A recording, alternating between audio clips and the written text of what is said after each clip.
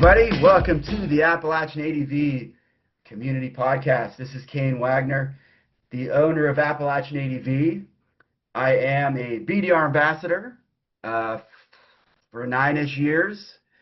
I'm a lifetime supporter, and I actually am on the board of the newly formed BDR Military Vet Program, which is the main reason why we're here today, to talk to my buddy Marc the Axelberg about everything BDR.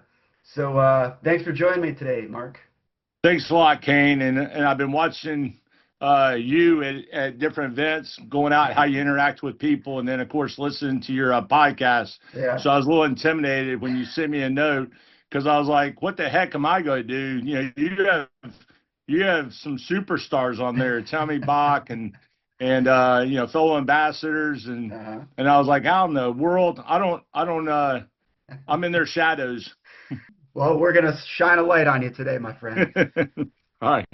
So before we get into the BDR stuff, let's let people get to know you a little bit more. And let's talk about, where you're from, where you're living at, your military history, and kind of how you get onto the motorcycle, man. Lay it out on me. Awesome. Well, I was born in Florida and raised in Georgia. I tell people that my dad was in the mafia, so we had to move around a lot. But the reality is he was in the furniture business, and so always going to the next job.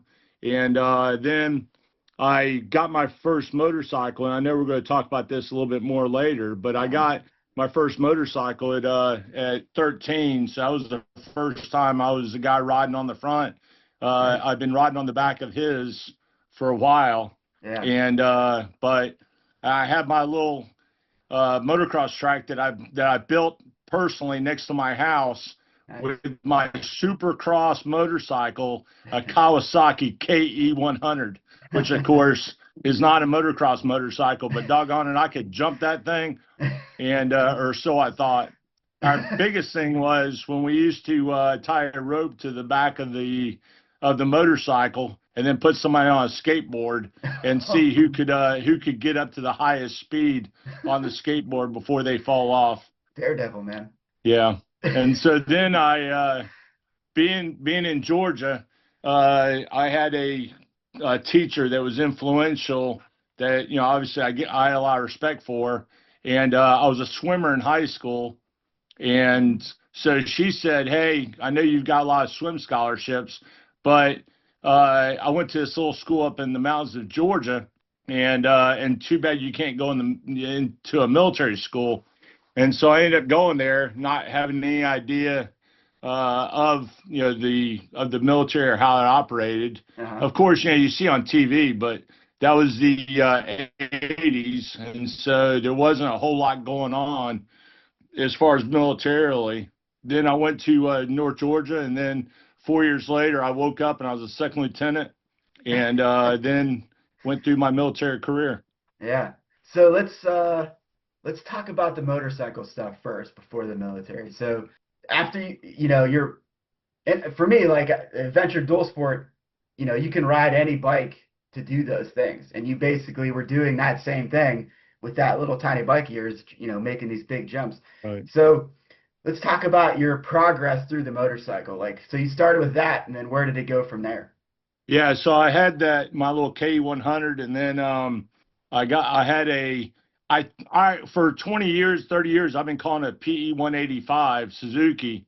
But when I looked it up on the internet, because I know that your guys are smart motorcycle guys, your listeners are smart guys and gals, and it turns out it must have been a 175, because I can't find a P185 on the internet. But like I said, I was a swimmer in high school, and sure enough, it was the quarterfinals for the swim meet, and I went out for a ride and broke my collarbone during the ride.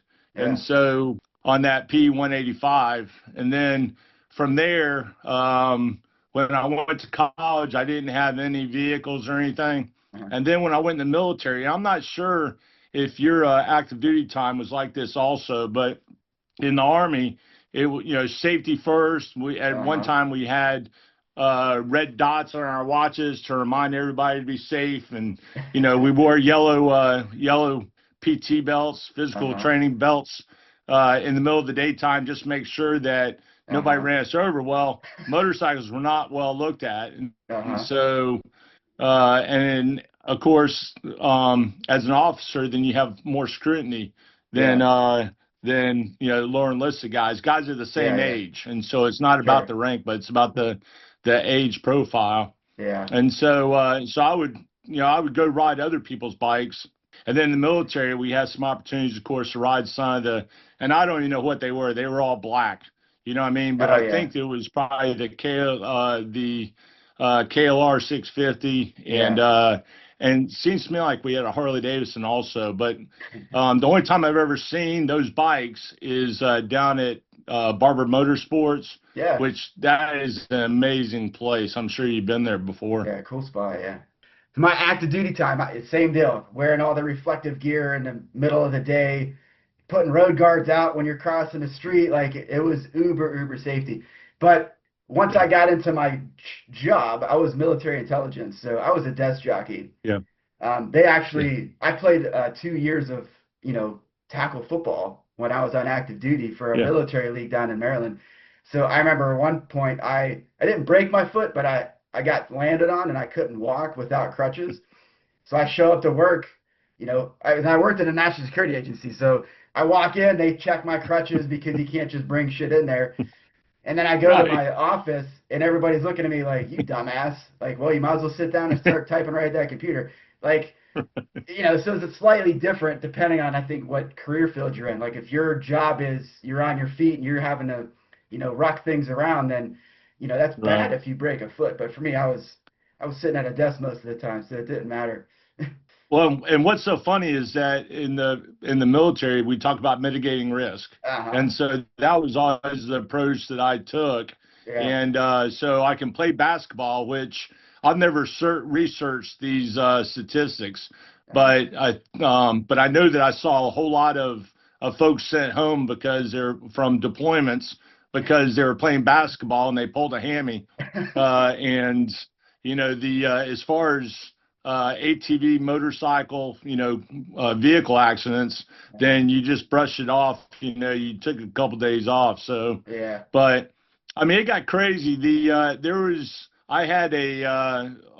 a middle rank officer, and we had a senior officer in the unit who outlawed. He was the commander, so he outlawed motorcycles. The officers from riding motorcycles. Well, the chaplain is riding a motorcycle, and so now how does this colonel go and chew out the chaplain? So he would. So we'd be sitting in meetings, and the colonel would say, "Hey, chaplain, I think I saw your motorcycle," and chaplain would be like, "No, sir, you told me to put it behind the garbage, the big green garbage dumpsters." So he would have to park his motorcycle behind the garbage dumpster. So, but, and so bottom line is that, I, through the military, my military years, I didn't really ride personal motorcycles very much. But it is funny because to me, that's really what we're doing in motorcycles is mitigating risk. That's what we do in the military is mitigate risk. And so then my next motorcycle that I owned was a KLR 650. So when that colonel started chewing the chaplain's butt, then I went out and bought a KLR, the old tractor that either everybody has had and they'll admit it, or they won't admit it, but everybody's had a KLR 650 at one point or another in their lives. And so I would take that thing out to the woods, just drop it on the ground, go out and play Army because I was an infantryman. So I did a lot of, groundwork. And so I just dump it in the woods, go train for 3 or 4 days, walk back to wherever I left my motorcycle, get back on it, and and then, ride home. Yeah, that's great, man. So. So once you got, we'll go back to the military thing, I think, but let's keep the motorcycle thing going. So once you left the military and you're kind of out there doing your thing, how did you find the adventure motorcycle like that? What kind of bikes were you into then? Yeah, so that's just it. So I retired in 2015. I was you may be familiar with this, but I know you were on the Air Force side, but on the Army side in the National Guard, they have a guy, the senior advisor to the Adjutant General. Like, of course, everything in the military, it's not the tag, the Adjutant General, it's the SHRAG, Senior Advisor to the Adjutant General, which, of course, scared a lot of people when I would call them and say, hey, this is the SHRAG, and they think I was the 2-star, and I wasn't. But anyway, my last job in the Army, the military advisor to the Adjutant General of North Carolina. And so as I was doing that, then of course, what am I going to do now? I really don't have a hometown. And so I moved to Pennsylvania, and it just so happens where I am in Pennsylvania that I'm right on the MABDR, Mid-Atlantic Backcountry Discovery Route. And so I just went out and I was riding the trails, but I never heard of, I wasn't familiar with BDR as a organization. But I was riding the trails, and then I'm on Facebook one day. I see this MABDR Facebook page, so I join it. And I start clicking around, and so I bought a Honda Africa Twin because a buddy of mine. The reason we moved to Pennsylvania, he went up to Alaska and was heading to Toyatuck, and he said he only saw 3 motorcycles up on the Dempster Highway and going up through Alaska. Of course, the mighty BMWs were running all over the place. Most guys were on BMWs, Himalayans that'll run on crud and just need duct tape and super glue to put back together. And then the Honda Africa Twin. So he came back and was like, hey, we got to buy one of these Honda Africa Twins. And so that was a 2017 Honda Africa Twin. Of course, I think they came back out within 16, and like all vehicles, by 2020 they had upgraded it tremendously. And so then I went in. Now it's COVID, and I go into the shop, and I'm not, one person's allowed in the shop at a time, and so I walk into the shop to set up my service, and the owner says, "Hey, I have a brand new Africa Twin here. You look great on it." And I was like, "Don't do that to me. I only have a couple thousand miles on it. A couple thousand being, I think, 25 or 30. And so my bike's still new." And he said, "Okay." Well, then I turn around, go to walk out, and sure enough, the 2020 Twin is sitting out there running. And he goes, "Hey, there's lots of gas in it. Just take it." So I went for a ride, and sure enough, I was like, man, this bike is so much better as far as the balance, as far as the safety features, the traction control, the engine braking, all that stuff. And then just the balance on it, to me, the 100 cc's going from a 1,000 to 1,100, I really didn't see a difference. I think it's like 7 horsepower difference. But as far as the TFT, the update technology. So then, and you're going to love this one, and going back and sort of intertwining motorcycle and where I was born, where I was raised kind of thing is, and you're going to cry when I tell you this, so get out some handkerchiefs, is First Lieutenant Marc Axelberg is in the desert. And I know you're going to find this hard to believe because you're a young guy, but we didn't have email back then. And so we were writing these things called letters and putting stamps on them. And at that time, we didn't put a stamp on. We just wrote free on there. But anytime anybody mailed us, they had to put a stamp on their stuff. But anyway, so my dad said, "Hey, how can we help you in the desert?" So again, this is 1991. And I said, "Hey, the guys are bored. How about start a letter writing campaign?" So he does that. I'm passing out letters at the chow hall, or at the chow line. We didn't have a chow hall. We were in the middle of the desert. And what I realized was guys would not write other men back. They wanted all the women. And so I would pre-screen the letters, and then I would hold on to the guys' mail. So, because I figured, hey, they took the time to write us, we should take the time to write them back. And normally, it was stuff like, "Hey, have you met any Iraqis yet? Have you, of course, they'd ask a lot more detailed questions than that, but basically it was, have you been to combat yet? Have you seen combat yet? Yeah. And so I'd write the guys back, hey, thanks for the letter, appreciate the support, and you'll be the first one to know whenever I go to combat.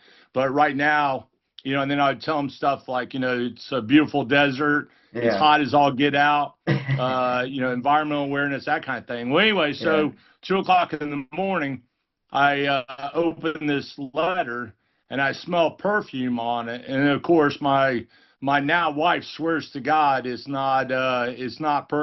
didn't put perfume on it, but it said I'm a 5'2", and I already have a boyfriend. I'm not looking for a boyfriend. I'm looking to support soldiers and in the desert. And so I wrote back, hey, I'm not looking for a girlfriend, but send me pictures. Because I already had pretty good, if you understand. And so I didn't have time to pick up any more women. And so flash forward, I'm in Iraq. We get right as the war was ended, and we get a radio call, hey, prepare for the ADVON, the advanced team, to go back. And so I go get on an airplane, and 12 hours later, 14 hours later, I'm at Fort Stewart, Georgia. And there's my girlfriend, or not my girlfriend, my pen pal. Yeah. And so now back to the motorcycle. So for our 30th year anniversary gift, 1992 is when we got married. So 2022, her birthday is in May. Yeah. Our anniversary is in June.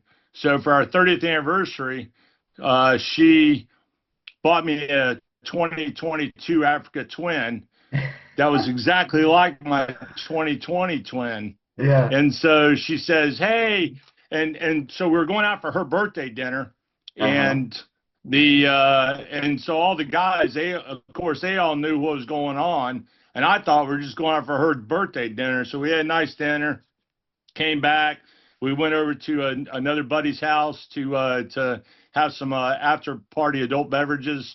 And have a birthday cake, because I'd set a cake up over there. And we opened the garage door, and there's a sign, take me home, here's happy 30th anniversary. Yeah. And of course, me being the knucklehead I am, I said, that's exactly the same motorcycle I already have, right? and she's like, and everybody else like, shut up, you idiot, now you have 2 of them. And so anyway, so I had the 2022 twin, and now breaking news, to be broken only on the Kane Wagner show with Appalachian ADV. I got tired of chasing guys like Kane Wagner and Tim James and Monty and John Sirabasti, Jim Blyce, who both are with the Emmaus Motor Tours. And I was like, man, these guys are moving through the woods so much better. Now, when they need gas, they come to my gas tank to suck gas off of it, of course. But I was like, these guys are just excellent riders, and I've been riding my whole life, on and on admittedly, but I've been riding my whole life. And since 2017, I've been riding my fanny off. Why is it that I can't keep up with them? I got more power.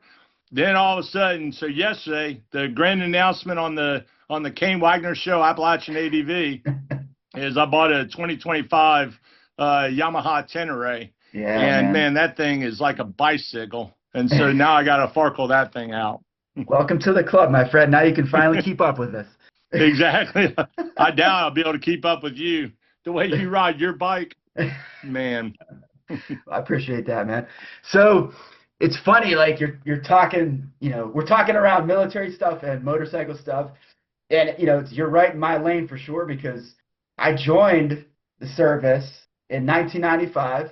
In March of 1995, I kind of did that. At the time, they had a program where you can kind of sign in and sign up before you actually leave. So I'd go do some weekends with the recruiter, and I did a couple of special things. And then in August, I get shipped down to Lackland, do the base training thing. I did about 4 years of active duty, went to Europe for a while, came back to the States, switched into the Air Force Reserve, spent some time there, went into the clinical laboratory scientist program. So I went from one desk job to not so much a desk job, but still kind of like the background type of jobs that, my job was to make sure people were safe when I was in the intelligence, and then to make sure people were ready to get deployed and when, take care of them when they came back, kind of a thing. Went to the Air National Guard, so I did the Air Force trifecta. From the Air National Guard, did about 9 years with them. And then, my friends started retiring. It was definitely like MASH, like when I was at the Guard. It was, a bunch of people you get really tight with because you're there for 9 years, and most of them stick around, for that amount of time too. So as they started retiring or finding other opportunities, I'm looking around and I'm like, I'm turning into the old guy here. I'm going to change something myself. So at the time, I had my bachelor's degree and I decided to get commissioned. So then I go to Wright Pat with the intention of at least, trying to get the major and, maybe doing 25 years. That was kind of like my goal at the time. And then, life things happen. I have a son, married, we're living in Columbus, and we're thinking of moving back to Youngstown. And I'm looking for lab manager jobs on the civilian side. So when I'm at Wright Pat, I find out after the fact that the unit that I joined, it's on the reserve side of the base. It was a medical group, and they were trying, and at that group was a staging squadron. So it was kind of like where I was in the Guard, it was the MASH unit where we're the field hospital. And then the staging squadron is the people that take the people from our field hospital to the main hospital in Germany. So I joined a staging squadron. But what I didn't know at the time was the flight that I was assigned to was experimental. They were trying to put that EMEDS packet, that MASH packet, in a staging squadron packet, and they decided that that didn't work and they didn't want to do that anymore. So when you're in the Guard, in the reserve, you kind of have to find your own way. When you're on active duty and they shut down a unit, they'll find another place for you to go. Guard or reserve, you have to kind of find your own thing. And the cutoff for us to find my own thing was past my 20-year mark. So as I went through the options and started looking around at different bases, talking to my old friends at the Guard unit, and it started looking like I was going to get this manager position back in Youngstown. My wife and I had made the decision, maybe I should just retire. So I retired as an O2E, a first lieutenant, and we're in the Guard. I was an E7. I was kind of like in that senior enlisted. When I was commissioned, you start at the bottom again. So, but the bottom in the officer line is way different than the top of the enlisted line, man. I was getting treated so much better. It was so weird. I still remember walking across the base at Wright Pat and some enlisted guy coming at me and getting all nervous and saluting me for the first time. I was like, oh, wow, that's weird, So, like, in a nutshell, that's kind of like my military service. So give me your nutshell of military service. Now you spent a little bit more time, but I retired in 2015, the same time as you. You started a bit before me, though. So yeah, let's hear your nutshell. Well, let me ask you a question. Yeah. Number one is although we were both in the military for a long time, and we never met in the military, but obviously the Army relies on the Air Force for transportation. Yeah. But y'all's rank always messed me up because I'd see a guy coming at me and he'd have 27 rockers up and down and. And then I think your ranks are like 1- ours, so like a sergeant is an E4 or something, and so even being a military guy, I appreciate you explaining the nuances of what you just said. Yeah. Because to another Air Force guy, they'd be like, oh yeah, I was in that squadron, or I was in that wing or whatever, and so it's always interesting to talk across the joint force, and the Navy's even worse. Oh my gosh. Because they, but I got to tell you something. Once you make captain, then you always want to go to O3 in the Air Force and Army. You always want to go to a Navy base to get housing because, of course, on a Navy base, a captain is an O6. So I go down to visit my uncle, and who rides a Gold Wing, or or has a Gold Wing parked in the garage because now he really can't ride anymore. And so I go down there, and NAS Jax is just across the river, and so I call down there and, hey, I need bachelor officers or I need visiting officers quarters. Captain Marc Axelberg, and so I walk in, and my wife is like, holy cow. We'd never stayed in something this nice. How much is this? And I want to tell you, it's like $60 a night or something. And I was like, man, this is really living good. And so then I'm walking around post, and I realized, oh yeah, that's right. They think I'm a colonel, an 06, not a 03. Yeah, and it's so funny. but Yeah, it is. But no, it's so I appreciate you. Like I said, although Yeah, I understood the context of what you're saying, it's always a and then little the difference different. between the Guard and active duty, absolutely. The Yeah, hometown heroes of the National Guard and the yeah, reserves are in there also, although they're yeah, two different from a military point of view, they're two different compos. yeah, But yep, what you left out is so really when you retired in 15 is what yeah. brought you back to full-time motorcycles? Yeah, pretty much. I started riding, I bought my first bike in 2012, V-Strom 650. So I jumped kind of right in the adventure world.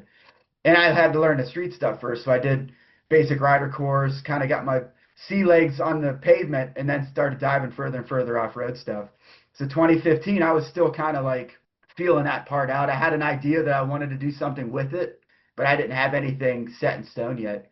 And as once I moved back here and started wandering around Pennsylvania, Ohio, the upper West Virginia a bit more, and kind of really figuring things out and starting to go to events, that time between 2015 and 2019 is when I really laid down the foundation for Appalachian ADV. And then Man. started small with just 2 events in 2020. They were kind of like invite only. Let me see if I can make this work. And then that grew into last year, running basically 24 different events and clinics. And they're all small scale. I'm not running Wayland Wayne with 600 people. Like my Fools Ride is the biggest one at 150. So 24 different events throughout a year is a lot. And I've slowly have been backing myself out of the laboratory in the hospital. I still work per diem there. Basically right now I'm doing about 1 day a week, but like over the holidays I didn't really work at all because it's a slump time and for the staffing there, so they didn't need me as much. So, but yeah, that's kind of where I'm at now. It's it started as a thought in my brain, and now it's turned into this really, I'm a small business, but it's big. It's a big amount of things for me to be handling throughout the years. So it's definitely been crazy, man. Well, and to me, the just like basic training, I'm sure you remember your first drill sergeant, you remember your Oh yeah, influential non-commissioned officers, oh even yeah, as an officer, although you had made E7, yeah, then I'm sure that you still relied heavily on your non-commissioned officers. oh yeah, And so to me, it's that training is where we really get the influence. And so the fact that yeah, you, number one, started a small business on top of everything else you have, and oh, yeah, by the way, you have a family also, so you have a yeah, lot on the plate. yeah, But also the training, I mean, everybody knows or should know about BMW Performance Center down in Greer, South Carolina. oh yeah, Great training. They have a yeah, great, but also though the guys like you who get out there and show up at Whale Wayne and then go guide rides. And yeah, when you're guiding those rides, I'm not asking if you're getting paid or not, but I doubt it's very much because I know that you and Chad are good friends. yeah, But you're still training guys, yep, especially at Whale Wayne last year, where yeah, guys, were sliding all over the place, and you were coming in every day yeah, oh with a yeah, big smile on your face and tell me stories about the yeah, guys on your ride. So you're still training oh no matter yeah, what you are, yeah, and that's, to me, that's the connection between the military on appreciating the training, understanding how to train, yeah, understanding how to train at the most simplest level, yeah, and to make sure that a complete understanding, not yeah, just there's one way to do it and this is the way. And yeah, so, you want to start an argument, and I know that you and Matt McCourt were talking about it. I think y'all were talking about tires. And oh yeah, so, yeah, you want to start a fight, then talk about the tires. Well, in this case, with training, there's some great trainers out there, yeah, so going to as much training as you can. I mean, as you know, I've contacted you several times, and I really got to get out yeah, to Western Pennsylvania and go through one of your ADV clinics yeah, man, because I see so much success, yeah, and I see the results when I'm riding with guys that have been through. When I link up with somebody on the BDR, or if I see them on the one of the Facebook pages, and yeah, they say, hey. I think it was 2 days ago, somebody said, hey, I'm in Western Pennsylvania. I just started riding. yeah, Who do I link up with? And I was like, hey, there's one group, and he's not just in it for, and I hope you don't kick me off this podcast for saying this, but I was like, hey, he's not in it just for the money. He truly has a passion for training motorcycles and training riders Yeah. and building the community, and we'll help you out with that. So Yeah, I appreciate that, man. So Every time you do it, I appreciate you. appreciate it. Yeah. Yeah. Yeah, I think of myself as a coach first and then an event coordinator second. Like we do both for sure, but I approach the events and the rides that I lead as a coach for sure. But yeah, let's get back to you, man. You know, Okay. I appreciate you flipping it back at me for sure, man. But let's get back to your military nutshell, man. Let's Okay. hear a little bit more Yeah. about what you did. Yeah. Okay. Yeah. So 28 years as an infantryman, Yeah. which for what we rely on the Air Force to provide us great airplanes, well-running airplanes, so we can jump out of them, because we don't trust y'all to be able to land. And so my goal is to never be on the airplane when it lands, and to rely on your medical expertise when my parachute jump may not have gone as well as it should have. But 28 years in infantryman in the Army. I started out at 24th Infantry Division, which no longer exists, but it was down at Fort Stewart, Georgia, Camp Swampy, and which is close to Hunter Army Airfield. And then that's where I went to Desert Shield, Desert Storm from. Yeah. And then from there, I went to Fort Benning, Georgia, which is the home in the infantry, where all the infantry training happens, whether it's airborne school, ranger school, and which, of course, as an infantryman, you pretty much have to go through ranger school, or else, you know, in my opinion, you're not going to be an effective infantryman. Yeah. And I was careful in how I said that, because not everybody graduates. And if somebody doesn't graduate, then that doesn't mean that they're a bad person. It just means that, you know, they had a bad day. Yeah. And those are sort of life lessons that I brought to motorcycles, I brought to life. Yeah. And then at the advanced course down at Fort Benning, some of the captains, I think I was a first lieutenant. So some of the captains who, when you're that young, you look at them and you think, man, these guys know everything. Then all of a sudden you become a captain, you realize that they're as young as we were. But they were like, hey, what are you going to Fort Drum for, which is in Watertown, New York? Yeah. Because they're going away. At that time, the Army is going from 18 divisions. We just finished Desert Shield, Desert Storm, and the Army is going from 18 divisions to 10. Yeah. And all the experts, if you will, i.e. the captains who knew everything, knew that Fort Drum was going away. Well, I deployed up to Fort Drum, and I ended up going down to Hurricane Andrew in Florida, which was a big hurricane. Took out one of your Air Force bases. And then from there went to Somalia. And, of course, I didn't know where Somalia was. And deployed over there is the 7th airplane to take off. And I think it was the 3rd airplane to land. And that had something to do with y'all, of course, would land in Egypt, y'all, the Air Force, land in Egypt, you drop your ramps, you go to the hotel while we're waiting for another crew. So I ran onto another airplane, and because I was told, hey, get to Somalia, and so I got there. But anyway, and so then all of a sudden I realized, hey, wait a minute, you know, just 2 years ago, people were telling me that this unit was going away.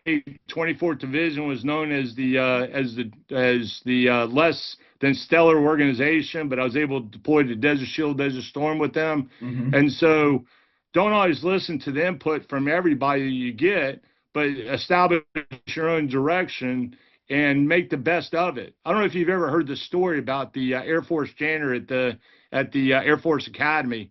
And I don't know this to be true. When I've Googled it, it is true. But the guy was a janitor. He'd been a janitor for 30 years. And then one day, one of the cadets asked him his name. He Googled him and realized this guy's a Medal of Honor recipient. And so he went over to him and said, what the heck is a Medal of Honor recipient doing mopping the floors? Yeah. And the recipient said, or the janitor said, hey, do you like how the floors are mopped? You know, and so I try and do the best in everything I do, no matter what my job is. And so, you know, that, to me, that transition as a life skill on, you know, don't listen to everybody who says, if you want to ride better, put 10W40 in your motorcycle.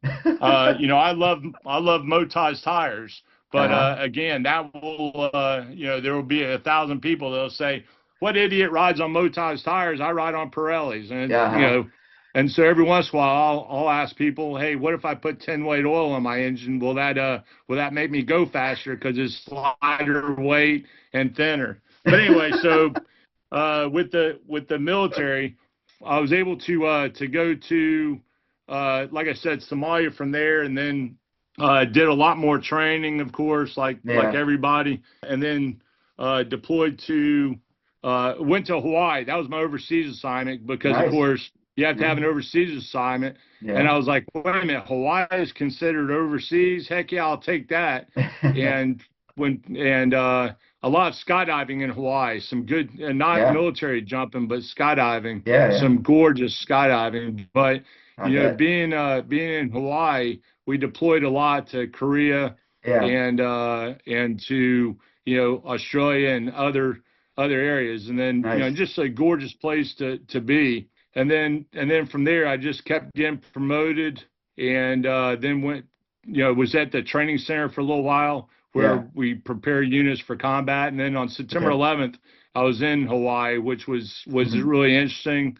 I'm sure you remember how all of a sudden they locked everything down. Oh yeah. Because of insider threat. What we now know is insider threats and when's the next attack will happen and everything. So now flash forward, it's I was a base trained battalion commander down back at Fort Benning, and to be able to see those young guys walk in, folks that from the Bronx who speak Bronx language to guys from Tifton, Georgia, who speak Tifton, Georgia language, and watch the two of them try and understand what each other are saying because of accents and everything. And so that was just fascinating to me. And then I went to Iraq, and that was a really fun deployment. It was called a military training team. And so we lived with the Iraqis. So we had a little compound inside of an Iraqi base up in Kirkuk, which is in the northern part of Iraq. And I became the advisor there to the Iraqi division commander, which is a 2-star general, about 50,000 troops, I think was what he had under him. So their organization is a little bit different than ours. And then came back here to Carlisle came to Carlisle for the Army War College. And throughout this time, since my deployment to Haiti, then I met this guy that we live 0.3 of a mile from him, because we had become friends. Our wives had become friends. And so that military civilian, nexus starts happening. And so I came here to the War College, went through that. And then one of my favorite jobs in the Army was then I deployed back to Iraq again to be the Minister of Defense's advisor for the American forces. And so that was so neat to be able to go. And every day I was with, we call him now Secretary of War, Secretary of Defense, the guy in charge of the Pentagon, the civilian leader of the Pentagon. And so I was that person in Iraq, though, of being his U.S. advisor. And so so like we came back, we met with President Obama, and to be able to see how, and it's just like when you talk about the Air Force, then I have to slow down my thinking to understand what you're saying. That's how it was in watching our diplomats talk, because on both sides, the Iraqis, because we're trying to help them, help ourselves, kind of thing. And so I did 2 major trips back here to the United States with that Minister of Defense. What a great guy. And then after that year, then I started looking towards. I was at 27 years, and again the military paperwork was coming out that our defense strategy was to reduce the size of the Army. And this, but for your public, a colonel holds down 3 lieutenant colonels from getting promoted. And so the year before I decided to retire, I was seeing that there was, I think, an 18% selection rate to colonel. Oh, And yeah. I thought, something, the max I can stay in is 30 years. Yeah. I was at 27 at that time. Hmm. And so I said, it's not fair for me to stay in to, just to hold down another 2 years, because the Army doesn't owe me anything. Yeah. They've been great to me. So I Hmm. put my retirement paperwork and then moved here to Carlisle, Pennsylvania, and learned how to be a civilian. Yeah. So that's my military career. That's a really big nutshell, man. That's some great experiences. I'm sure you have so many freaking stories about all that stuff, man. As Yeah. anybody that, if you spend 4 years in the service, you can get so many stories out of it. But to put, 20 plus, you're almost Yeah. close to 30, like that's a pretty amazing amount of experiences. Now you're back in Carlisle. Let's jump on there. So, and you already mentioned Okay. earlier in the conversation, like that the MABDR runs right by that. So let's talk about the BDR Right. bit, because you are also, your whole reason you're on here, you're an ambassador for the BDR, as I Right. am. And we'll talk Yeah. about the BDR Military Vet Program in a minute, but you are the person that kind of brought that to the BDR. So let's talk just a little bit. Basically, I think most people listening are going to know who the Backcountry Discovery Routes are, but we Right. should give, let's let people know what the Right. BDR is. And maybe before that, like what drew you to become a volunteer for the BDR? Like, why did you want to even do it in the first place? And then let's talk about what it is. Yeah, no, I appreciate it. And I'm sure you get the same questions I do on how do I become a BDR ambassador, because every BDR ambassador rides a GS 1300 that has all the latest Farkle on it, and we get it all for free. Yeah, And yeah. again, I know that you and McCourt talked about that on your ambassador to ambassador, although that was not the name of it. And so volunteer, though, is absolutely the correct word. Yeah. I was out riding the route, and then I had a guy, Craig Palin, who's a fellow ambassador also. Mhm. He reached out to me and said, hey, you keep putting all these posts on the page. Why don't you're out on the route, almost daily. Why Yeah. don't you become an ambassador? And I was like, what the Mhm. heck's an ambassador? I'm just learning that, BDR started in 2010, Yeah. and I'm trying to understand the organization, Mhm. but I'm enjoying riding. And so he goes, hey, fill this out. So I fill it out, send it in. A year later, he contacts me and goes, hey, why am I still approving your posts? And I said, well, because I'm not an ambassador. And he was like, why aren't you an ambassador? Well, I don't know. And so, but I'm out here volunteering. And Yeah. so, showing up to events, Mhm. helping BDR out. Yeah. And again, not doing it for any fame or fortune, but just because, share the love Yeah. and the going back to both of our military roots on Mhm. just, service. Yeah. And also, by the way, my wife got tired of me sitting around the house, waking her up in the morning, having her do PT and, staying on my military schedule. She's like, Uh-huh. you need to go find something else to do, somebody else to bother. And so, so it took, I think, 2.5 years before I Yeah. became an ambassador. But through the whole time, I was just volunteering every chance I had. And then Yeah. magically, and I think that this is correct, is I go up to I'm in Vermont, and I think that this was just before I became an ambassador.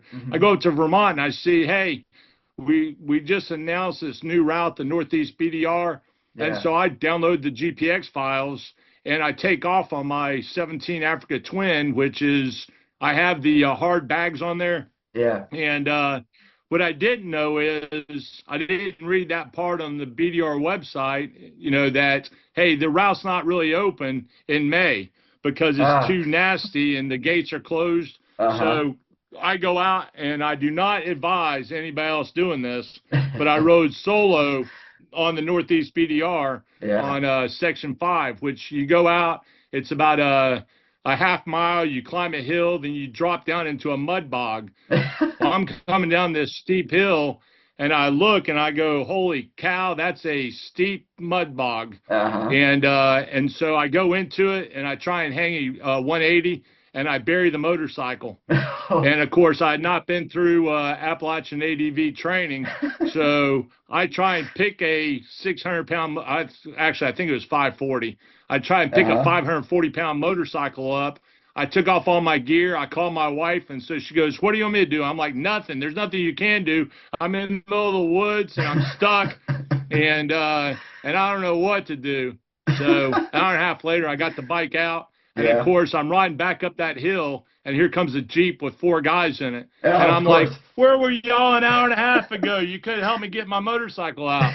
Anyway, I think that when I got back from that stupid exploration, then that's when I got it, almost like the next day or within days, I got an email, "Hey, congratulations, you're going to be an ambassador." And I was like, man, now I got to be an adult again. So it says, 501c3 funded by the motorcycle community, empowered by volunteers. Yeah. And I was like, holy cow, that's right. I'm writing all these free GPX files, and I'm not really doing anything to help BDR. Yeah. And they've got to have expenses, to be able to do all these treacherous and everything. So then I, like I said, I started pushing a little bit harder to be able to give back even more. Yeah, because the basic background of the BDR is they build stuff for the community to use. So they build all these great routes. There's, it's been we're in year 16 or something like that, or thousands of miles of GPX tracks out there covering the most beautiful backcountry roads the country has to offer. Right. They're all over the West. We've got here on the East now, we've talked about the MA. Now we got the Southeast, we got the Mid-Atlantic, and we got the Northeast. So you can go from the Gulf of America all the way to the Canadian border on a majority of dirt and gravel roads, some, awesome paved roads going through these little towns, supporting local economies and local communities. And the BDRX concept was a new thing recently, where instead of, a point to point, now we have loops where you can go out for a weekend and enjoy these wonderful rides out through the country. So that, that's the basic background of the BDR. They have the ride right and know your, all the things that are sitting behind your head right now in this Zoom meeting. Ride right. You're right. So ride respectfully, yeah. Yeah, the education. Know your limits. That's the one they had last year, is know your limits. Yeah. And that's where when they added that, when the board and the headquarters added that, I was like, man, that's the words I'm looking for, because I'm not the smartest cookie in the jar, but when I saw know your limits, and I really adapted to that one. You can use that like one you're when saying, you were because stuck guys, in NE. That's what I was going to say. When I was up on the Northeast, or when I'm out riding, even on a day ride, and we're riding, some of the quote unquote easy. I mean, I broke my leg, Kane, and I'm gonna admit this publicly, on a just a stupid climbing left-hand turn, gorgeous road, or not road, but gravel road, and I'm looking over my shoulder, I'm enjoying life, not paying attention to what I'm doing. We were probably doing 27 miles an hour, 22 miles an hour. Yeah. So nothing at all. And then my rear end kicked out, and that was it. The bike landed on my leg, and now I'm in it took about 5 months for them to fix my leg and get me back on it. And so get me back on the bike. And so when you're out running and all of a sudden, your group and your heart rate is up at 1,000%, then it may be time to ride your ride, not ride somebody else's ride, and not worry about the size of your motorcycle, the size of your shoes, the size of your gloves, but use the thing that's in your helmet of knowing your limits and saying, hey, I'm pushing this a little bit too hard. Somebody's going to get hurt a little bit. Yeah, for sure. And I definitely, when I do my stuff, that I try to piggyback off a lot of those BDR concepts. Like, we're here to have fun. You're not here to race. This is we're not racing. This is out here to enjoy it. So enjoy it in your own way. That doesn't mean you have to keep up. You're not going to get lost, especially if you're riding on a BDR. Everybody has a GPX track. You kind of know where everybody's going. So if you're the type of guy that wants to go, Mach 10, you go ahead and do Mach 10, and I'll just meet you at the next gas station or the next intersection or wherever it is that you want to stop and wait for me. Like, because you have to have fun. You shouldn't be white knuckling. My point of view on that is that if you go Mach 10, go do an enduro race or a dual sport race, because we're riding for on behalf of the community. I mean, Yeah. all across the United States right now, and another part of what we do as ambassadors, you talked about, which is a great point on opening new routes, and Yeah. but the big thing, and I know you do this also, is going out and riding current routes and finding, hey, there's, this road is no longer a easy road, a main Yeah. route road, but we really need to move this into the alt harder category. Yeah. The slang for is expert, but Yeah. in BDR terms, we call that alt harder. Yeah. But and then the other thing is that I'm starting to see signs of people saying, keep the motorcycles out. I know we just had Yeah. an incident in Ohio where they're trying to close a road, Yeah. and so we all, every time I'm out riding, I'm riding the way I look at it, just like when I wore the uniform, I'm representing the U.S. Army.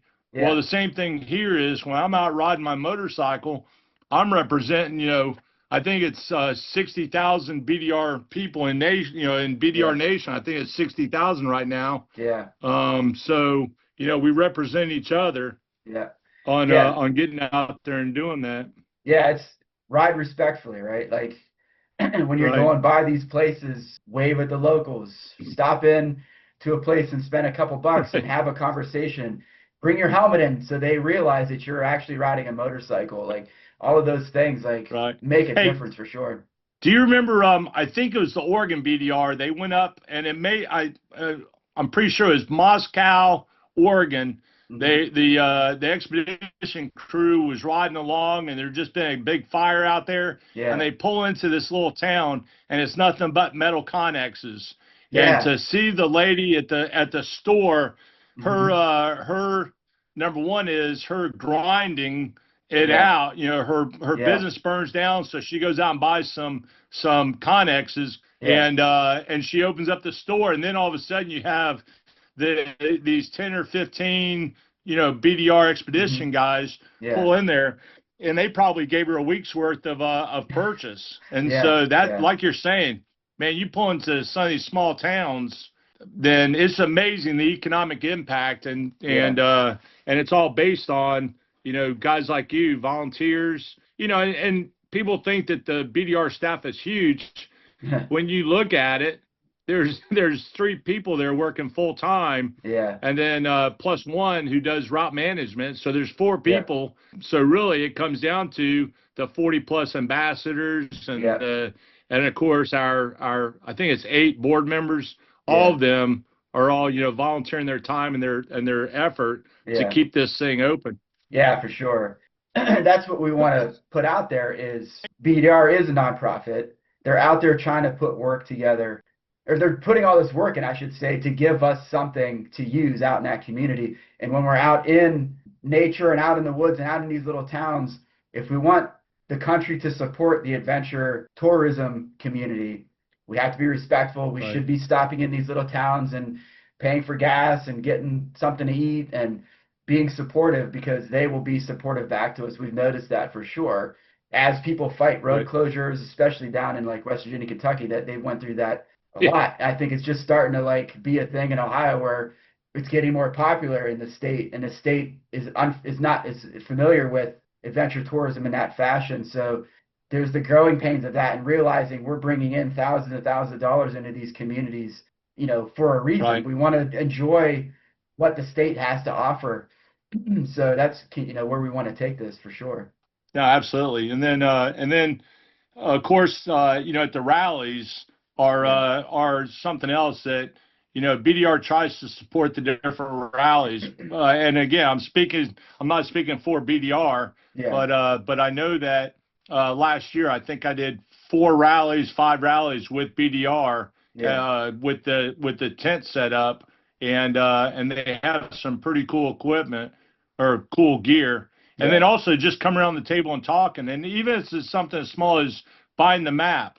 I don't know about you, but I have my cell phone set up on my motorcycle for navigation.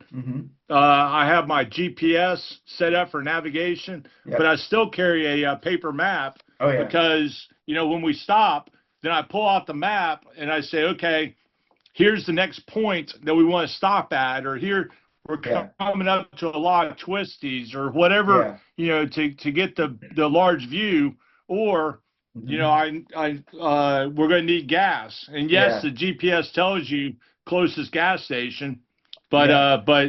you know, to me, the paper map is absolutely worth the, whatever it is, just short of $20 for it. Yeah, for So, sure. It gives you yeah, a better scale when you can use the yeah, GPS to say, okay, I'm at this point, and then you can go to that paper right. map and say, okay, that's the point we were just talking about.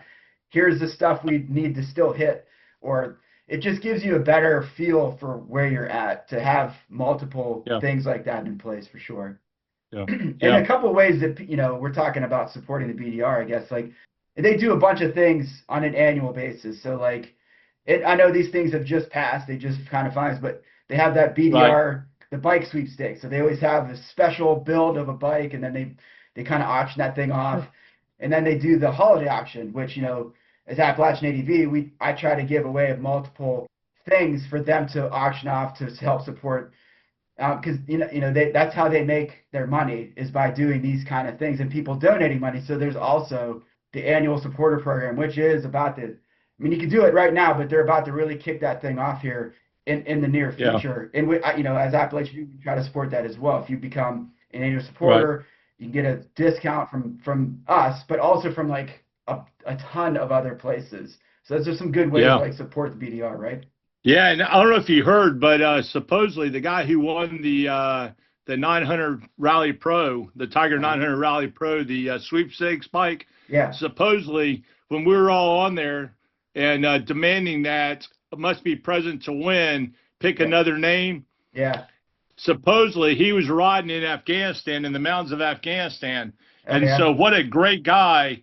And I don't know if you saw, but Yeah. BDR just put out a short film from him, and Oh, he's nice. already run that thing like through the Baja Desert or something.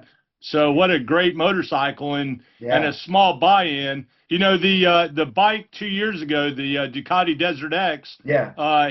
Greg lives here in Pennsylvania. Yeah. I And remember that too. so Yeah. to see that bike on the route, it's like, Yeah. holy cow, what a tremendous, tremendous motorcycle. And then there's a guy, so one of the guys on the MABDR webpage, and he's a lifetime supporter, and he shows up to different events.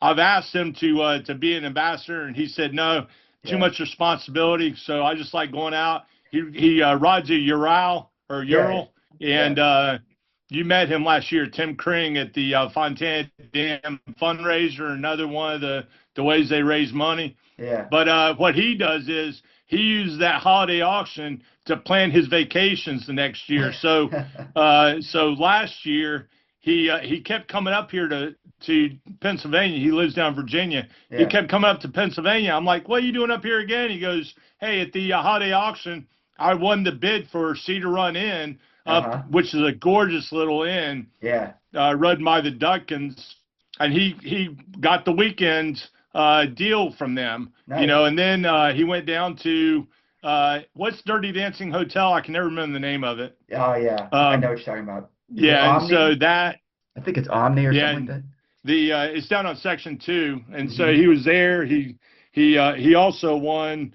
the what used to be called the Dancing Bear Inn in Mm-hmm. Damascus. He won their weekend, and so Yeah. what a great way of supporting BDR, but at the same time Yeah. getting more of that free stuff, you know, Uh-huh. free in Yep. quotes Yep. stuff, and giving back to the community, and then also, you know, just coming to the rallies, come by the table, you know, like we Mm-hmm. talked about, Yeah. uh, and just saying hey, and Yeah. also giving feedback, because you know the feedback. I know that when I get feedback from the field, and I know we'll get into BDR Military Vets in just a second, Yeah. but getting feedback from the field. I was up on the PA Wilds with John Siribasi and Jim on a tour, Yeah. and I got a telephone call from BDR. Hey, we just got a guy that sent us an email for 100, I think it was 150-mile reroute of the MABDR on Section 3, and I was like, man, Section 3 is perfect. What in the world? So Yeah. they said, hey, can you go do it tomorrow? And I was like, no, I'm out on a ride right now in the PA Wilds. Yeah. Like, give me a day. So I went home, spent the night, went down there the next day, and Yeah. I'm riding this new route, and holy cow, Yeah. And that was totally a one of the locals who said, hey, the routing on the east side of the mountain is much better than the west side of the mountain. Yeah. And so I'd like to give you all that option. Yeah. And I mean, I know that everybody has their favorite road. You like First Street, I like Second Street, and so BDR should move it 5 feet to the left of my street, not your street, kind of thing. Yeah. But they absolutely listen Yeah. to rider feedback on how the route should be. Yeah, for sure. Oh, and another point on that, as far as like recommending, new changes to the routes, as the country progresses, I'll put that in quotes too. Yeah. People move out into the country more, and when they move out into the country more, they want to have paved roads or chip sealed roads. So sometimes when I shouldn't say when the BDR picks a certain stretch of road, it probably was a dirt gravel road at one time, and then maybe the government came in and said, oh, we need to pave this now because of population density growth or whatever it is. So then, yes, those are the perfect spots where maybe instead of 10 miles of pavement now, we can switch from that stretch and come over here and add more gravel back in. So those are the types of things that as a community, the BDR would definitely be open to, like, hey, this was just paved. Why don't we move it over here, Right, exactly. Talking about that, it is so funny because the thing just popped in my head is, I don't know if you've ever met Miss Betty down at Horncamp School on Section 4 of the BDR. Yeah. But you're riding along, and I still, although I've ridden it like I think 5 times, that portion of it 5 times last year, I still can't tell if that's labeled as concrete, gravel, or what, because it's just a broken down road, and it's called Horncamp Road, or Horncamp School Road. And you're riding along, and all of a sudden there's this Miss Betty out there, and she calls her husband the mayor of Horncamp, and you stop in there, and their dog comes out and welcomes you, and oh my gosh, what it's people like that, it's memories like that. You go in, you sign the blackboard that the kids, I think it was just 60 years ago that the school closed, to see that kind of history. And she has all the books there from, graduating classes. So just the people, like you're saying, and is that road a super technical road? Not at all. Yeah. You definitely have to put your suspension, be ready, because like I said, the road is not in great condition. But I would not consider that a technical dual sport kind of ride. Right. But it definitely makes it an adventure. Yeah. Or the first time you cross the bridge, that rickety bridge that goes in Maryland. Yeah. Man, coming across that floating bridge. Yeah. And crazy, and you can ride in a straight line all day long. You can pass the BMW GS Challenge on riding on a 2x4. But when you're riding across a floating bridge, and it's it's a lane and a half wide, but you still just the middle of, holy cow, if I ride off this bridge and it's clacketing the whole time, man, I love it. We are so fortunate. Yeah. That's what I love about, how the BDR does it, is finding the unique stuff, and maybe not always on a dirt and gravel road, but it's still nice and unique, Yeah. So some other ways that us as ambassadors, but general people can support. Well, before I say that, actually, I guess, like you kind of mentioned earlier, like Waylon Wayne and some of these events that the BDR attends. You and I have, we're both ambassadors. We've been on conference calls together. You've messaged me back and forth on social media or through the messengers or whatever. But the first time we actually met in person, I think, was either at Waylon Wayne or potentially at the BMW National Rally. I think I might have met you at that one in Virginia. Yeah, I'm amazed at how many Facebook friends I have. Yeah. And then they'll come over and they'll say, "Hey, Mark, like we've been friends for 100 years," and I go through and I start thinking, okay, let me go through my Facebook profiles in my head, and I'm like, I'm sorry, man, and then they'll say, "Hey, I'm Dave or Mike or whatever," and it's like, holy cow, like you're saying, we've been friends and in the same circles for a long time, and then Waylon Wayne, all of a sudden we're at Waylon Wayne together, and like you said, I think we did meet at Richmond, BMW Richmond, BMW MOA Richmond. Yeah. This year it's gonna be up in Vermont, some beautiful riding up there. So just the community and I call that BDR Nation, Yeah. where, we all get together and, we have all kinds of different riders. Last night we had 2 Harley riders on the South Dakota BDRX. Yeah. And when I looked at their profile page, I mean, they have the ape hangers and everything. And I'm like, I'm not sure they're going to be able to ride the BDRX, but, it's growing the community. Yeah, for sure, man.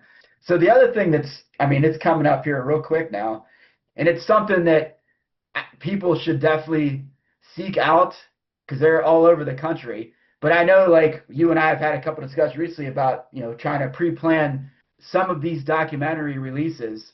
And I know you've been doing those for a long time. I've been trying to do as many of them as possible as well. So that's another place that people can, meet up in the community and support those local dealerships and other places that are putting these things on. So let's talk real quick about, like, what those documentary premieres are about, dude. Yeah, I mean, thanks for bringing that up, because what I love about the premiere, number one, is seeing the new routes, seeing the maps. There's always somebody in the room that has lived in that area that will tell you, hey, this is where I used to live, kind of thing. But really, it's February. Last year was March for the Southeast BDR, but it's February. I'm looking out the window right now. There's snow on the ground. I was riding yesterday, not today. Yeah. And so what better place to go than to go to your local motorcycle shop and see the new BDR to be released. Yeah. And then normally when I'm at those events, the dealership will have, crackers and water and that kind of stuff. And then a lot of times they'll have a discount, but just getting the people into the shop, talking BDR, and then making plans, meeting people. I've been amazed at the people I've met at the premieres. And we're still promising to link up someday. But this year, I think I've got 5 on the schedule right now. Before the podcast started, we were talking about somebody that we both really like, Josh Knowlton out at Kissel's. And I'm going there tomorrow to see Josh, and what he does at Boggy Bottom. Is just an amazing event. And so it's just that intertwining of ADV, and then BDR, does their best to fight for access on the routes. So but the BDR premiere, and this year being Montana. And as I understand it, the Montana, there is going to be some special guests. And so with the Tiger 900 Rally Pro last year, and it being signed by the founders of BDR, this year, I understand that there's going to be some surprise guests on there that'll make appearances on Montana. And that absolutely, and then the feedback, the Facebook page is already open. And then into the thing we'll be getting into in just a minute with the military vets, on the military vets page.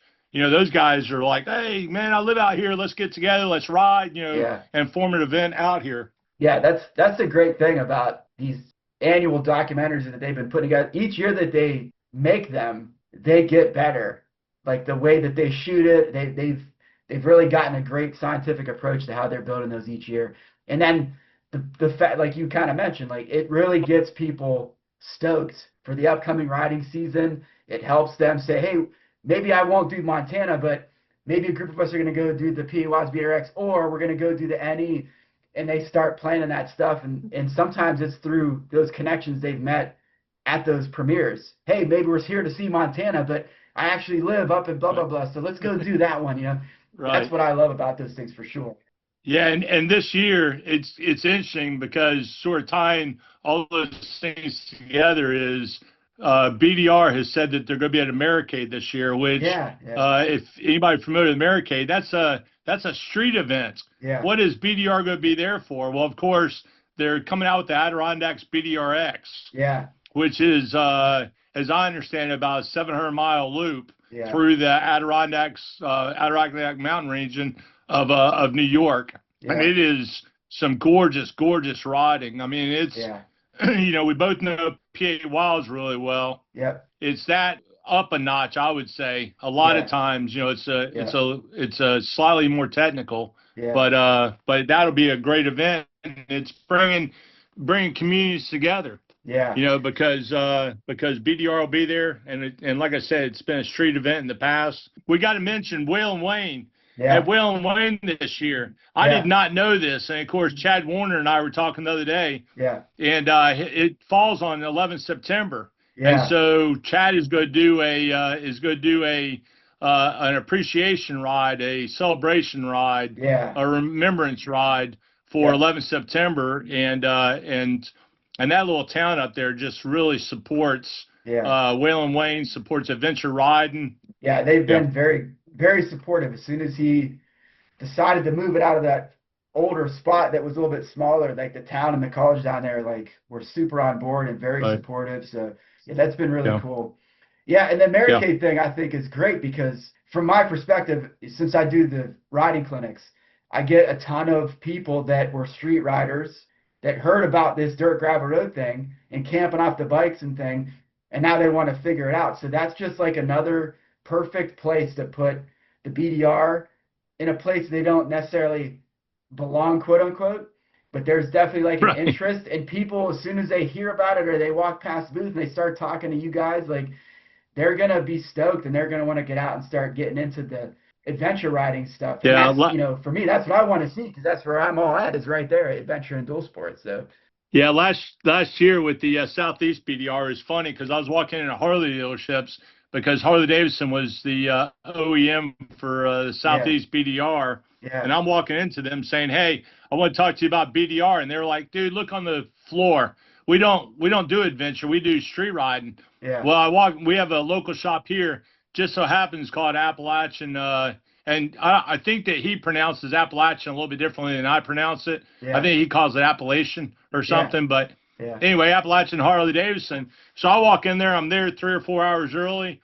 And I'm walking around with everybody, all the, you know, quote unquote Harley riders. Yeah. And they're like, "What are you doing here all dressed up like you are?" Because I was in ADV gear. Yeah. Yeah. So I'm getting ready to talk ADV, and Harley has a great bike. You know, you should come in there and sit down. Yeah. Kane, by the time the movie started, I had half the group in Harley clothes. And they had never thought about adventure riding. Yeah. And those guys and gals did not leave until the end of the movie. And they were like, "I didn't even know." And the owner and his son both ride adventure, you know. So and they have the Pan Americas. It's building that community is my point. Yeah. And that's where, to me, BDR brings guys together. Yeah. And even more with the Military Vets program. Exactly. Of continuing the inclusion and the and allowing people to ride where they're comfortable, knowing their limits, but also knowing other people. You know, one of the BDR Keep It 100, one of the other fundraisers, the Keep It 100 Film Festival. The guy who the movie he won it took Keep It Right, or I'm sorry, Ride Right, and it's Keith DeShong, who helps out Motorcycle Elite Project and is another trainer and tour guide. Yep. And he did a whole video on Ride Right and what that means. Yeah. And he tied it to the military community. Yeah. Be sure that you're mentally ready to ride. For your ride. Be sure your equipment's ready. You know, and if you're not, then pull over on the side of the road, get a bottle of water. And if you're just not able to focus on your ride, then just go ahead and take a night off. Yeah. Because you have to be ready to go.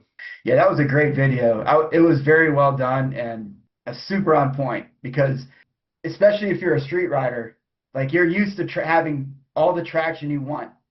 Even when it's wet, like motorcycles have great traction on a street tire. When you're on loose surface like that and you don't have as much traction, especially if you're not used to it, you really have to be on your game. And if you're not in the right mindset, it can get real dangerous real fast. So I thought that was a great video.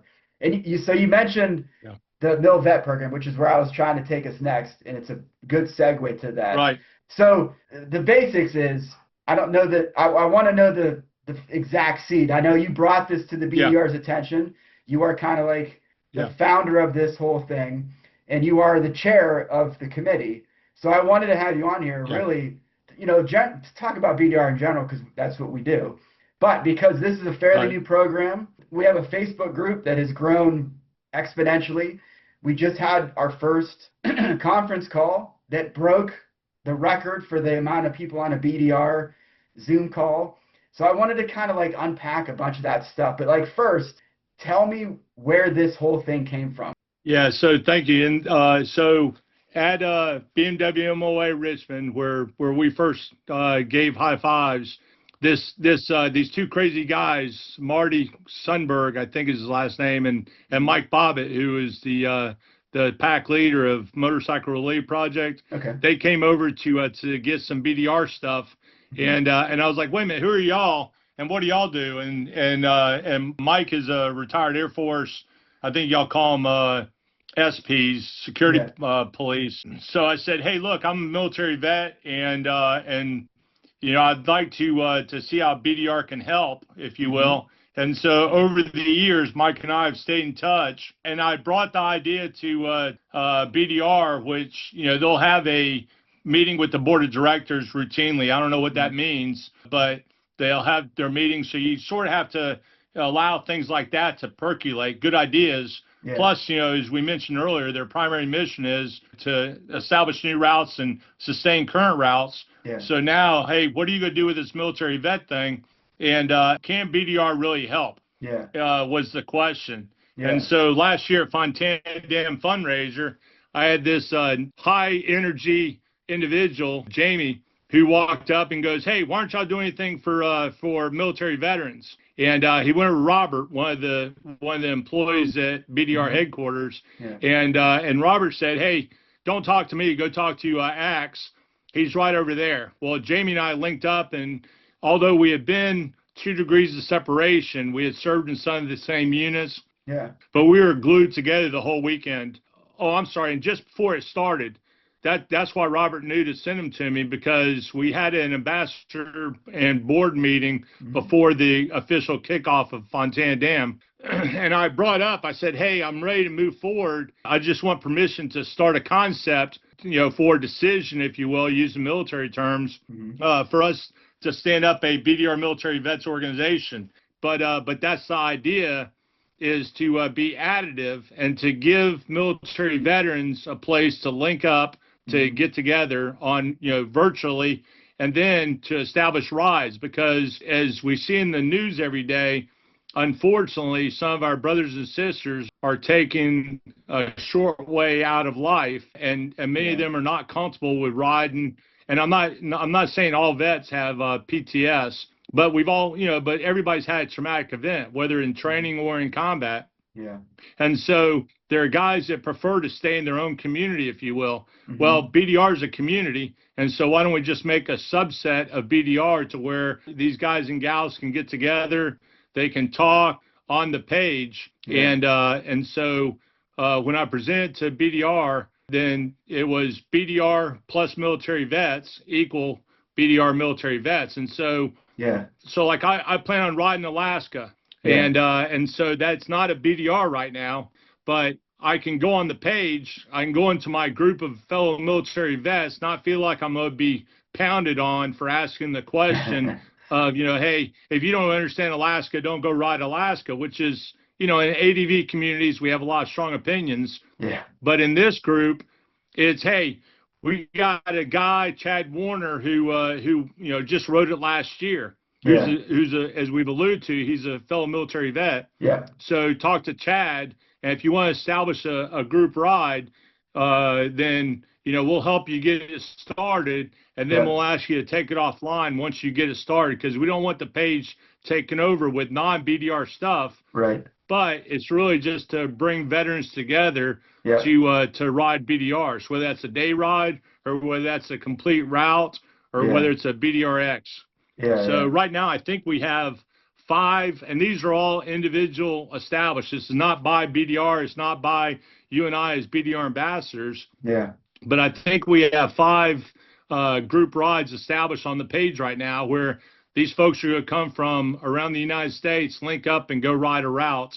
And so that's really the start. And big kudos to Ina, our leader of BDR, and to Tim James, the president of BDR, the board, and the whole board. And then once it got approved, then Ina said, hey, who do you want to bring on for a committee? And truthfully, being a military guy, I wasn't sure the classification, because of course the word I was using is I need a military vet board, so that it's not just Marc Axelberg adventure on BDR. And so she said, okay, well, we're going to call it a committee, and so within, which is a perfect term for it. And so who do you want on the committee? And of course, I immediately thought of the great Americans that we have on it. You, Giovanni Roa, who is a fellow trainer, and Tim Gettier, who's been around for a long time on BDR. Mark Plank, who will give you a ticket if you ride too fast because he's a former policeman. And then, of course, we talked about Chad Warner throughout this whole event. And so now we established the committee. We had our first meeting. And I know you know all this, but I'm answering your question. We had our first committee on what do y'all think? Is this going the right direction? Is Axelberg need to take a couple of days off of the drugs he's on? Or are we heading in the right direction? Then y'all gave some great feedback, and the program was launched appropriately on Veterans Day. And obviously you and I knew that it was going to be announced on Veterans Day, being committee members. And so I was able to set up a ride for 9 o'clock that morning, where we did a Veterans Day ride. And I think one or two others did the same thing. Did a Veterans Day ride. And so then we took a quick picture, and this was so wild. We took a quick group photo, sent it into BDR, and then they launched the page because they were just waiting for that final picture of having the. I know we're on audio, but we have stickers and we have patches for the military vets. So we had those on the bikes, and then we launched the program on Veterans Day of 2025, and now I think we're at like 915 or 920, which beats some of the BDR pages, if you can believe it, of occupants and or of attendees. So what a fast growing thing. And now for this year, we're looking at, okay, how do we continue promoting, getting folks together on rides, and doing link ups at some of these rallies around the United States. As you know from the Zoom meeting the other night, Big BDR has already confirmed that they'll be at BMW MOA this year. They'll be at Americade this year. They'll be at Whale and Wayne this year. They'll be at Turtech West this year. I think those are all the ones that were formally announced. And then at those events, if we can have a committee member there or somebody to represent the BDR military vets, then we'll have a get together. I had a conversation yesterday, the day before, with Mike Bobbitt from MRP and Andina and Tim, and right now we're trying to put together, so not guaranteed, but I feel confident enough to say it on the audio that at BMW MOA in Vermont, we'll have a military veterans get together with Motorcycle Relief Project up in Vermont, and we'll get together. We'll tell stories. We'll tell about our day's rides and all those things we do once the keys are turned off and we're able to communicate with each other. That's great. And I was super excited when you first reached out and was telling me about the idea of doing this, because it fits. The military community and the adventure community have a lot of crossover. And the people, from doing the things that I do, I get a ton of guys and girls that are prior service that were in some form or fashion of the military. And you can feel that camaraderie that you build on an adventure bike, just like you did when you were in the service. So it's like a perfect little segue. And then just to talk again myself about the event side, because we have these BDR Facebook groups, and each route kind of has its own group, right? And I remember us talking about this too in the past, that it makes sense to me that this group will probably end up being the largest Facebook group because it's not tied to a specific BDR route. It's for all BDR routes, and it's for all military veterans. So it has the chance to be a really large group. And like my buddy Josh Hudson, that he does like a motorcycle first aid class at a lot of my events. And super nice guy. He's my medic on some of my tours. Like, he right away, as soon as he heard about this thing, he reached out to me and said, "Hey, I'm thinking of doing the MABDR like as a vet thing, like throwing it out to that group." And I was like, "Yeah, man, do it for sure. I think that's great." So just to see like right away that all these people are like super stoked about this thing and ready to like go into action and start putting things together and start trying to find ways to hang out in the woods together. It was super awesome. And super glad that, we had a BDR ambassadors that are also veterans themselves to kind of jump on board with this board and kind of get this thing moving and rolling. So it's been great, man. Yeah, no, absolutely.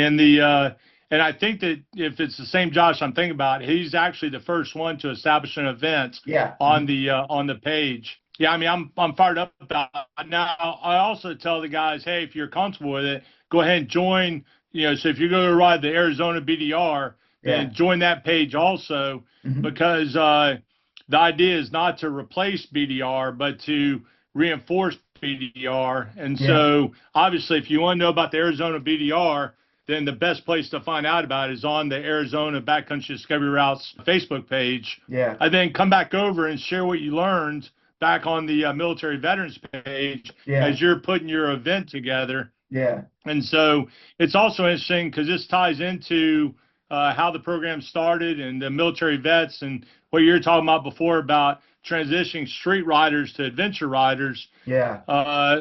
Last year, in prep for this, I was able to attend a motorcycle relief project ride, and we had 3 riders that had ridden adventure before, me being one of them, and we had 3 riders that were Harley dudes that had never ridden an adventure bike. When they were kids, they had ridden, motocross and little bikes, but the first day we take off and we did about a 5-hour training session just to make sure, of how to, those things that you talk about in your training of instead of, always leaning with the bike, sometimes you have to counterweight the turns and everything. Yeah. And we stand up a lot more on the pegs. Number one is because we look cool doing it, but number 2 is it's actually functional in doing that and steering the bike and giving more stability on vision.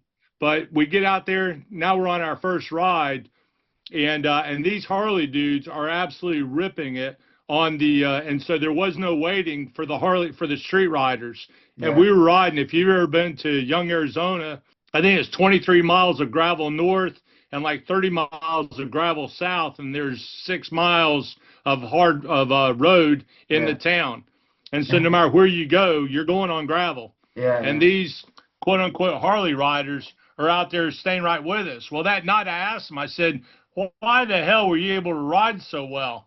And they said, I don't know. They said, we just got in this bubble and we're like, hey, if they're riding, then I can trust the guy to my left and right.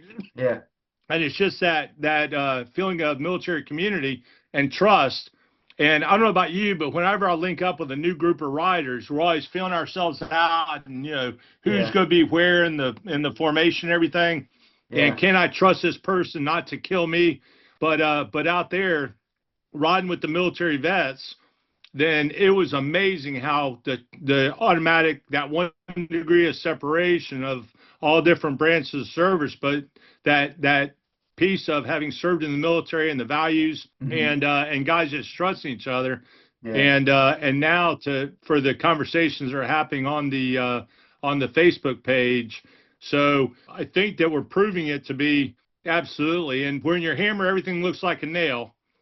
But I really think that because of great committee members like you and because of the support of BDR, then we really found something. Like you're saying, I think that will easily surpass our other Facebook pages on attendance and interaction. Yeah, I think so. So, we kind of mentioned the Zoom call thing, where it was a record-breaking number of people on a Zoom call for a BDR style meeting, and we're planning on doing those. That we did one so far, but that's not the only one we're gonna do. We're gonna keep doing some of those.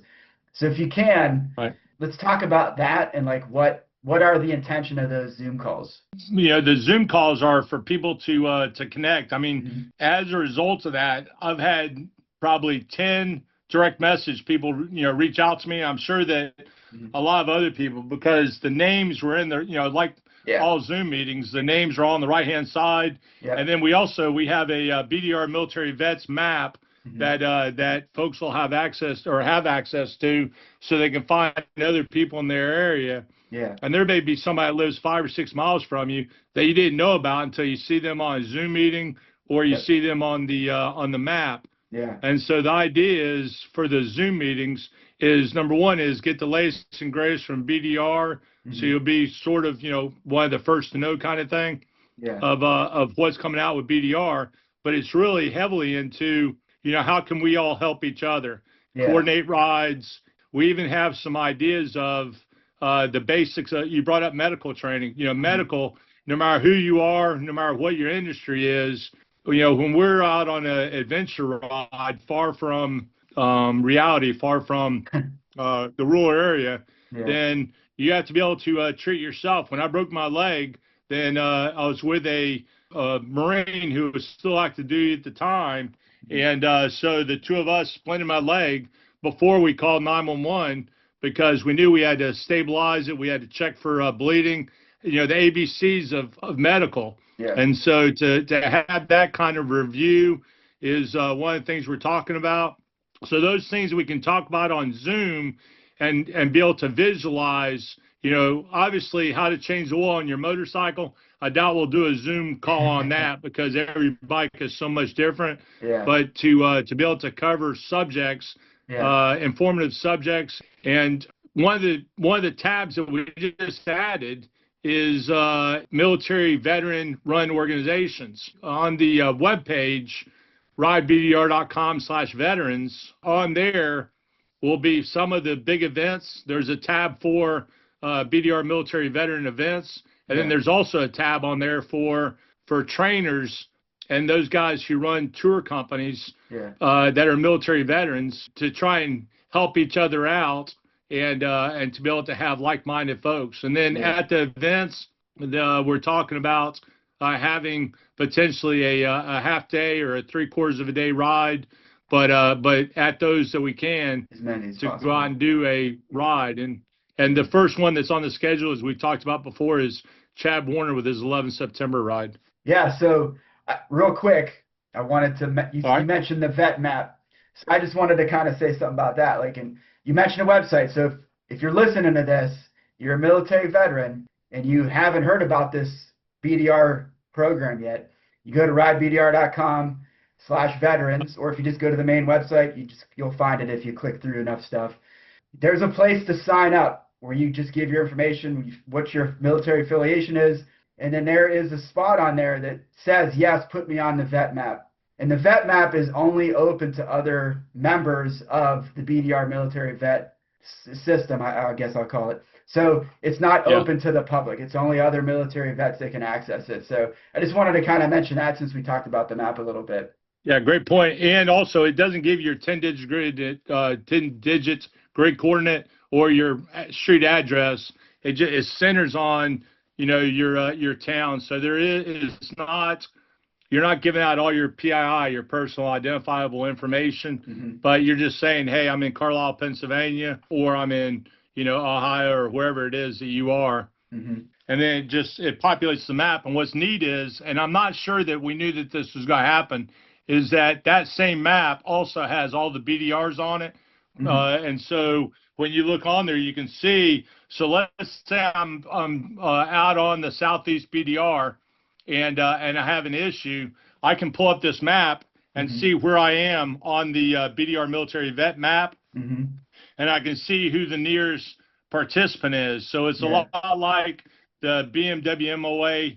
I think they call it No Name, or the Anonymous book. Thank you. Yeah, the Anonymous book.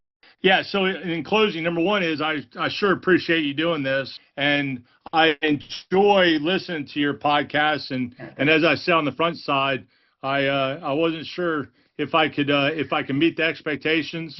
That's to be left up to the listener.